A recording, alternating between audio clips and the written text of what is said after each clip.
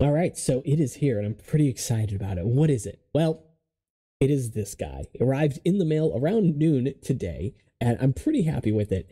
It did take me a while to build because I am not a model kit person. I don't really build them. I don't think I'm going to be a model kit person either. That's not because this wasn't enjoyable. It was. However, I already collect Lego. I already collect Bionicle. I do not need more. I don't have the space for more. I don't have the money for more. I'm not going to do it. Why did I buy this one then? Well, a couple of reasons. First of all, it was on sale. I got it on AliExpress, and I will leave a link in the description if you want to check this out for yourself. I got it for about $16. That was with a welcome bonus, whatever, you know. So all told, after shipping, after everything, taxes, etc., I think it was like $18, $19, somewhere in there. Not bad. Now, granted, it's pretty small, so you might think it's pretty insignificant, but there are at least 100 pieces, I'd like to say, going into this build here.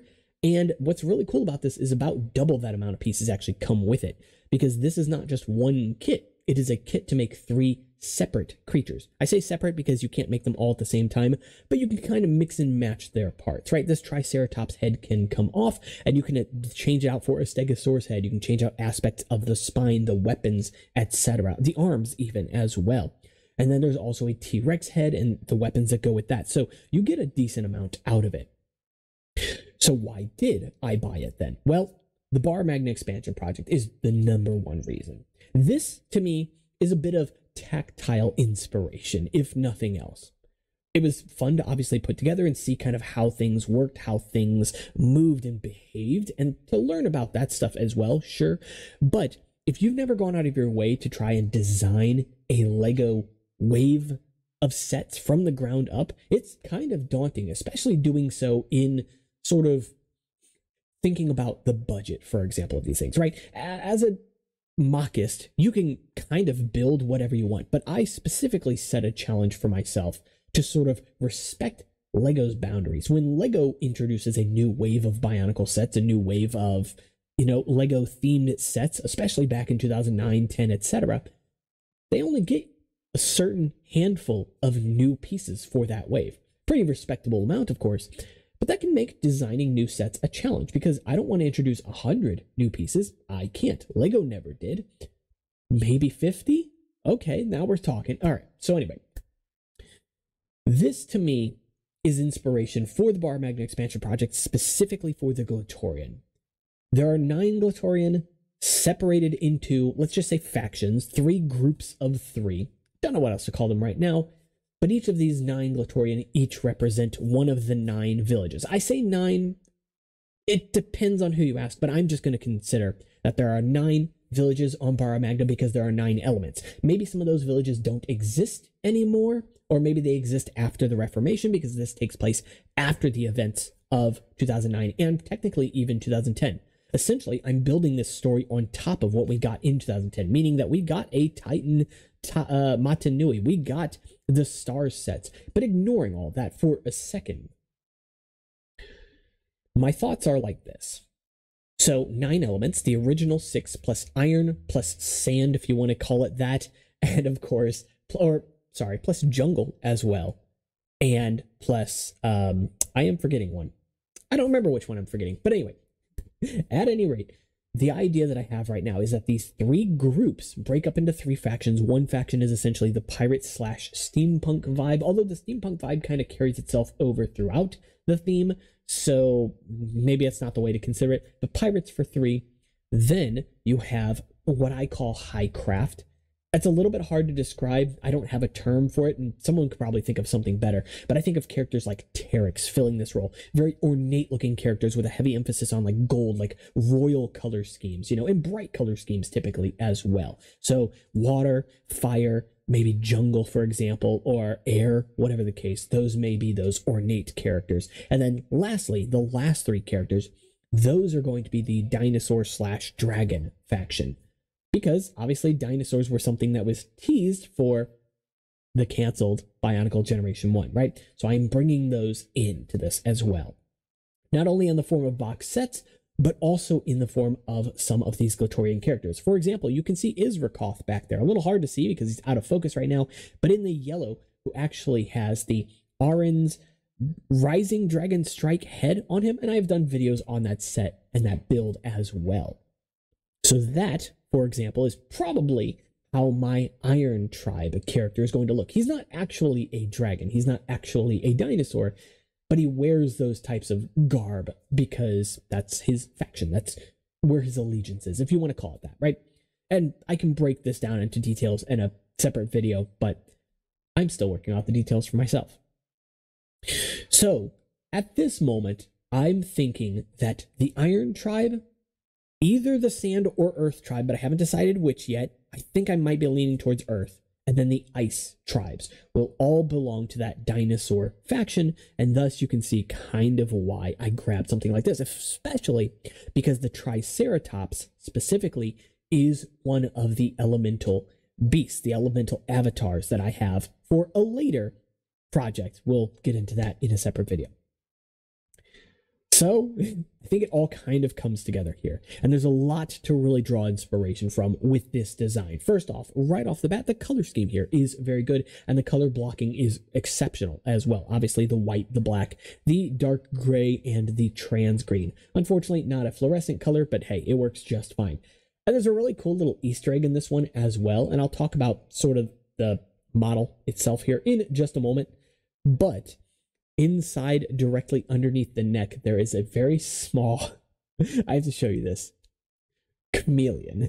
It's that small. That's my finger. And it's so hilarious. Now, I kind of knocked it around when I was putting the thing together, so it rattles around in there, and that's fine. I don't really mind it.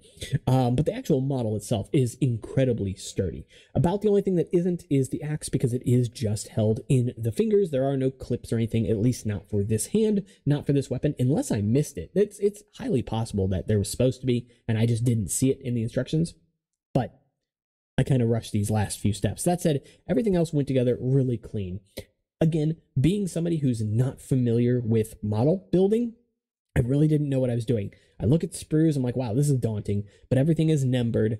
The numbers are all show up on the instructions. I didn't have any issues with them. Sometimes I'd look at the wrong spot and pull off the wrong thing, but that was on me, not the instructions.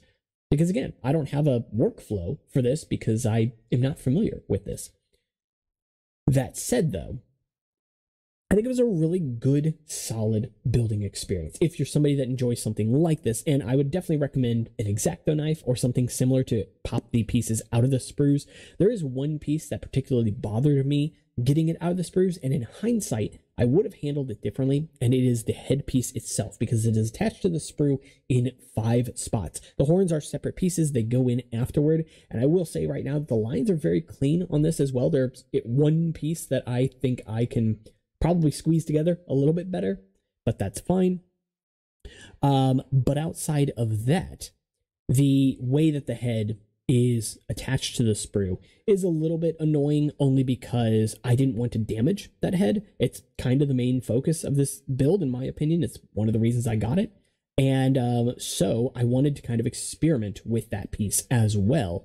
But I ended up actually slightly damaging the piece. Not enough to even show up on camera, so it's not something I can show here. And honestly, I'm probably going to forget about it by tomorrow anyway. But just because of where certain sprues are placed, it's very hard to get a knife down in there.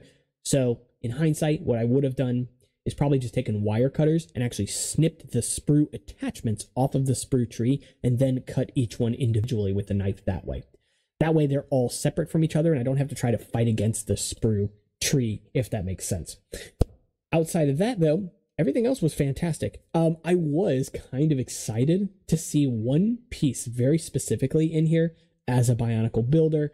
There is a functional little piston in the claws here, which is just so unnecessary, but I do like it. Literally just the bottom claws, which is one piece, it's just got 2 fingers on it, but that claw actually pulls on a little tiny piston. It's the only one in the set. There's one on each arm, but I think that that's just so cute. You know, it's not necessary by any means, but it's nice to have, you know, and then each of these fingers do move individually. In terms of articulation, it's actually great. You have, as I mentioned, the fingers. I'm going to go ahead and take the axe out of the hand. Ooh, that's sharp too. I do want to give you fair warning. This is very sharp, by the way. But let me go ahead and take the axe out very quickly. So in terms of articulation, as mentioned, the fingers, all 3 of them, do move independently. The thumbs, which there are 2 of, those move together. They are locked together. They're literally the same piece. The wrist can rotate and it can move at that elbow joint. Then the shoulder can rotate, can of course move on a ball joint as well, and the shoulder armor can get out of the way. It actually is on like a little bit of a pivot and a ball joint on top of that. So really exceptional movement. In fact, you can even see how well that shoulder armor can move while the arm is moving as well. And of course, you can move the thing like a full 360, like you're not losing anything. It can literally nearly T-pose. Actually, it might even be able to fully T-pose, now that I think about it. But I'd have to play around with it a little bit more than that. The joints all have great friction on them as well. Hip joints, same kind of thing. You can expect it. Ball joint there, it does have some movement, there we go, at that thigh, as well as the knee here, which is back in the back area. A little hard for me to show this stuff because I am not someone who's experienced with showing this kind of stuff on camera. But ball joint in the ankle, as well as a pivot in the ankle as well. So you actually get two joints there. Each of the 3 digits of the toes can move. The one piece that I really don't care for is this back heel claw, because it's not actually held in with anything. It's just a friction fit. And I would have really liked to have seen some kind of like clip or something in there, or maybe a small pin that runs through it. Obviously, there'd probably be some redesigning going into something like that, and you could easily do that kind of stuff yourself if you wanted, or glue it in place. You're not really losing anything for it. But on top of that, the actual foot itself can bend in half, which is why I mention it, because sometimes you might push on that back heel and it could get dislodged or even get lost, which is unfortunate. If it does get lost, the foot can still go pretty flat there. So, I mean, it's not a huge deal, but it's definitely something worth considering at the very least. Outside of that, the waist can pivot like a full, I want to say a full 360, and it probably can, but the tail starts to get in the way of that. And there is also a ball joint up in the upper portion of the torso, and it gives you a pretty respectable range as well. So, like, that's not bad by any means. Actually, I don't know if that's a ball joint or if that is a swivel, but either way, it works. So, doesn't really matter a whole lot. On top of that, the neck has 2 joints in it. If you build the Stegosaurus one, I think it might get more, but don't quote me on that. And then the tail itself is actually a wire. It was a little bit hard to understand how exactly that connected, but once I kind of thought about it for a few seconds, I understood what they were trying to get at there, and it does work out reasonably well. It's got like a little lock. It comes with a piece of wire. It's a good amount of wire. I ended up having to cut a little bit off of it to make it the right length, and I don't know if that's specifically necessary, but it worked, you know, so I'm not going to complain too much. Also, I think I have the back of the tail upside down because those look like they should be on the bottom, but anyway, it's fine. Yeah, but that tail, because it's on the wire like that, can move very well, and the Stegosaurus build gets a slightly different tail, I think, or if it's not a different tail, it is a different build at the end of the tail. One of the two. I can't remember, and I do apologize for that. Again, not something I normally do. So, yeah, so overall, would I recommend it? If you are somebody who likes building model kits, I think you'll really like this. The quality of it was really good. I only really struggled with one thing, and that was the attachment of the Stegosaurus, or not Stegosaurus, the Triceratops head. It mounts on 2 separate pieces, and getting those 2 pieces aligned was surprisingly difficult. It did work, but it kind of clips in, which I didn't expect. Other than that, I didn't run into any other issues. The hinge on the mouth is pretty strong. So if you close the mouth all the way, you might have to stick something really thin in there to get the mouth back open, because it does not give you a lot of room. Yeah, like that. It doesn't give you a lot of room to get in there with like your fingernails or anything to open that mouth up. And because that hinge is strong. Yeah. So, and then the axe is just 3 pieces here. Nothing fancy going on. You've just got the front half, back half, and then the shaft, and that's it. So, like I said, this is not a full review of this because I don't think I'm the right person to give it a proper review. I don't have any gauge of how this is compared to other brands, other model kits, etc. But if this is something that you think you'd be interested in, I'm getting ahead of myself. Good Lord. All right, if this is something you think you'd be interested in, I think you will not regret the purchase unless you don't have like $20 to spend. In that case, save your money, of course. Money's adult responsibilities. Anyway, all right, I'm tired. I'm going to get off this one. So if you guys enjoyed the video, make sure to leave a like and subscribe. It does really help out the channel. And of course, as always, you can join the conversation in the comments or check out the links in the description. And I've got a few of those to post: Discord, Instagram, Patreon, and links for this as well. And I will see you all in the next one. Take care.